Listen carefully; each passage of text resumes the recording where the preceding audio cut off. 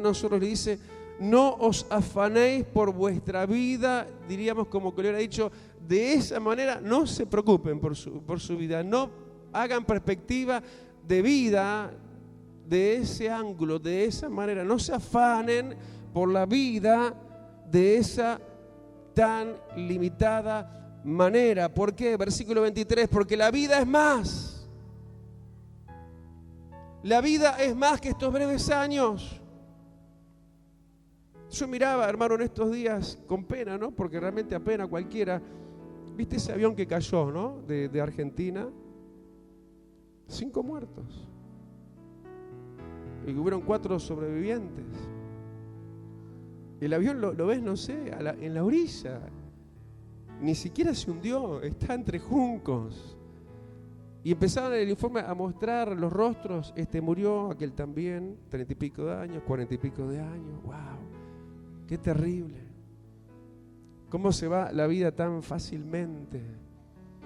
Y era gente empresarial, era gente rica, gente seguramente de éxito material, de posesiones, y de repente se encontraron con lo que no se prepararon, para lo cual no se prepararon. Y que esto no nos pase a nosotros, porque mirá dónde estás en un recinto espiritual, estás en la casa de Dios, que es la morada de Dios para el cielo, para nosotros. Es la antesala al cielo, donde tenés que reprogramarte. Entonces, si te dice el Señor a ti también y a todos nosotros, como le dijo a todos sus discípulos, no se preocupen por la vida a la manera que se preocupan los demás, porque la vida es más que todo eso.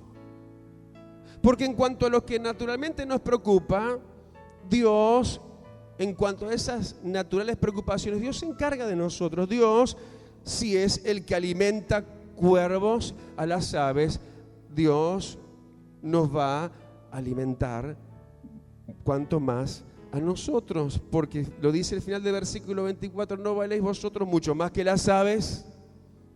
En cuanto a lo que realmente tanto nos preocupa, que no solamente es la comida, sino que el vestido, ¿acaso, versículo 28, Dios no viste a la hierba del campo, que hoy es y mañana se echa en el fuego? Ojo, y ahí aparece algo que nos es coincidente en cuanto a la posible eternidad del destino de algunos: el horno. Sí, porque está candente ese infierno, ese horno, donde nosotros no tenemos de ninguna manera que caer en ese hoyo eterno, más teniendo una bellísima oportunidad como esta, donde Dios tiene que tratar con nuestras neuronas y nuestros pensamientos y nuestras intenciones permanentemente, porque permanentemente también trabaja en sentido contrario a este mundo en nosotros. Donde vayas te dictan otro dictado, donde estés te minan otros valores, y el Señor tiene que estar permanentemente tratando con nosotros, porque para la hierba y para la humanidad perdida también puede haber un horno de fuego. Pero despreocupémonos, no en el sentido de la irresponsabilidad, despreocupémonos en cuanto a la comida, la bebida y el vestido, porque el Señor sabe de que tenemos necesidad de estas cosas. Porque el Señor, a aves que no trabajan, las alimenta. ¿Cuánto más nosotros que somos gente de trabajo, no? Porque el Señor no quiere gente irresponsable tampoco. El Señor dice que no trabaja, que no coma. El Señor nos manda a ser esforzados, responsables. Sí, nos manda a ser como estos discípulos que eran pescadores, sí, y a la vez discípulos, siervos de Dios, siervos de Cristo. Aún después de que Cristo culminó su obra, ya había resucitado, los encuentra en sus labores, los encuentra pescando. No encuentran dónde pescar y les dice: no, bueno, echen la red al otro lado, al lado de la derecha. Es decir, el Señor no los está sacando sus labores, los está aprovisionando a través de sus labores. No somos irresponsables, no estamos hablando de la desocupación irresponsable. Estamos hablando de que eso no sea nuestra preocupación. Porque el Señor sabe de qué cosas tenemos necesidad. Y si Él, hermano, alimenta a los gorriones de esta ciudad, a las palomas de las plazas, a los cuervos de Israel. Yo que fui a Israel, lo primero que te llama la atención, me señalaron, fueron, mira, ¿ves esas aves grandes y negras? Está llena de ellas. Son cuervos, de los que habla la Biblia. Unos bichitos bastante desagradables, yo creo. Sin embargo, el Señor los bendice, los prospera, sí, los sustenta. Y así el Señor, cuánto más con nosotros, porque para el Señor valemos mucho más que las aves del cielo. ¿O es noticia eso? Para el Señor valemos mucho más que los lirios del campo. Y ni aún Salomón con toda su gloria se vistió tan hermosamente como los lirios son vestidos por Dios. Salomón se vistió a sí mismo, pero Dios es el que te quiere vestir a vos y te quiere dar de lo mejor. Por lo tanto, la perspectiva que hay que tener de vida, versículo 29, si Dios es el que viste y Dios es el que alimenta, versículo 29, pues dice, no os preocupéis. No os preocupéis, no en forma, vamos a caer en forma irresponsable. No nos tenemos que preocupar en la medida y la manera que Dios no quiere que nos preocupemos, ni tampoco dice estemos en ansiosa inquietud. Estas cosas son las que buscan las gentes del mundo en esa otra diferente perspectiva a la que tiene que ser la nuestra. Tenemos que romper con la perspectiva de vida del mundo y no correr con esos la loca carrera que están corriendo. Esto, y diferenciemos, estos son esos sí, son como este rico. Están queriendo agrandar sus graneros, permanentemente lo que quieren es aprovisionamiento, es crecimiento, es abundar, abultar más, mostrar más. Y esto, diferenciémoslo, son las gentes del mundo. Pero nosotros no somos como ellos. Nosotros tenemos un Padre celestial y vuestro Padre sabe que tenéis necesidad de estas cosas. No te preocupes como los demás, ni estés en ansiosa, dice, inquietud. Dale el aplauso. Aleluya. Decirle, Señor, quiero marcar la diferencia. Quiero correr diferente como corren los demás. Aleluya. Quiero tener una perspectiva de vida diferente. Aleluya. Levanta tu mano y decirle, Señor, me dejo corregir hoy por vos. Y vamos en esa loca otra carrera focalizando equivocadamente. Nosotros tenemos que diferenciarnos de las gentes del mundo. También en lo que sigue ahora, versículo 3, nosotros tenemos que ser gente que busque el reino de Dios. La gente busca estas otras cosas, pero nosotros tenemos que centrarnos en buscarlo a Él, el Rey del reino. Más buscad el reino de Dios. Eso es lo que tenemos que nosotros buscar. Buscar las cosas de arriba.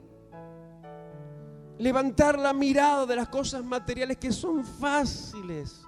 Sí, de esas son cosas fáciles que luego embargan con facilidad nuestra vida, nuestra alma y nuestra atención. Pero tenemos que hacer el esfuerzo contranatural a nuestra de no dejarnos entonces llevar por los afanes de este mundo y buscar más bien el reino de Dios. Es decir, no hacer lo que uno humanamente haría, lo que lo sería más fácil y más cómodo hacer, porque eso va a nuestra naturaleza, viajando nosotros en la diaria, que es seguir las cosas materiales como los demás y hacer más bien el esfuerzo, ¿sí?, de buscar el reino de Dios. El reino de Dios, hermano, está arriba. Dice, buscad más bien las cosas de arriba y no las de la tierra. Buscar el reino de Dios implica que sobre las otras cosas de la tierra que nosotros podamos procurar, ¿sí?, más bien nosotros sobredimensionemos, sobrepongamos sobre las cosas terrenales y materiales las de Dios. Y no lo que a veces pasa, que pasa al revés, como que las cosas materiales quedan por encima de Dios. Ay, ya no puedo, ya no tengo tiempo. Y nos ordena, por no decir nos desordena la vida, el sistema de este mundo. Mas vosotros, hijos de Dios, busquen el reino de Dios. Y van a tener que abrirse paso entre ustedes mismos, entre el pensamiento humano, entre la manera común de ser de los demás. Vas a tener que romper con la estructura. Vas a tener que ir contra la marea.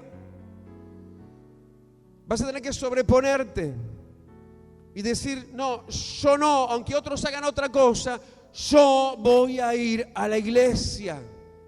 Voy a buscar el reino de Dios. Porque ahí baja el reino de Dios, en la iglesia. Dios, mira, está marcándonos los lineamientos del reino ahora.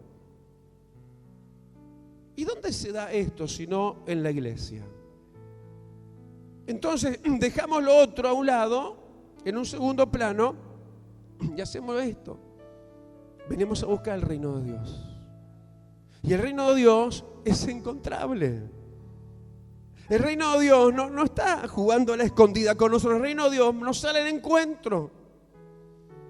El reino de Dios se nos descubre delante de nosotros permanentemente. Lo que el martes fue el martes, lo que fue ayer miércoles, lo que hoy es jueves. Y permanentemente el reino de Dios nos viene, se nos sobreviene el reino de Dios. Y somos influenciados por Él.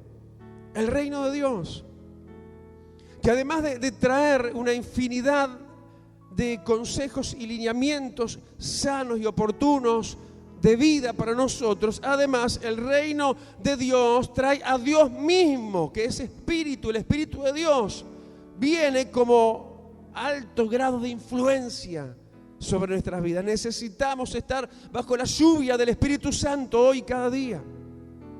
El reino de Dios, siendo buscado, será encontrado. Dice que es galardonador de los que le buscan. Es decir, hermanos, para encontrarlo hay que poner disposición de búsqueda. Y no, yo dejo lo que esté haciendo, lo que hagan los demás, yo me meto al cuarto a orar. O me meto en la escritura día a día. Que estoy buscando el reino de Dios. Y eso nos pone, hermano, en una dirección nueva, aún en lo que veníamos hablando al principio, que es lo material. Ya nos preocupa más el reino de Dios que nuestro propio reino con minúscula. Antes corríamos por nuestro reino, ir a nuestro reino, ir a nuestro bien pasar, ir a lo que nosotros podíamos obtener y crecer y ser más, nuestro reino. Pero ahora pasa a ser el reino de Dios lo que más nos importa.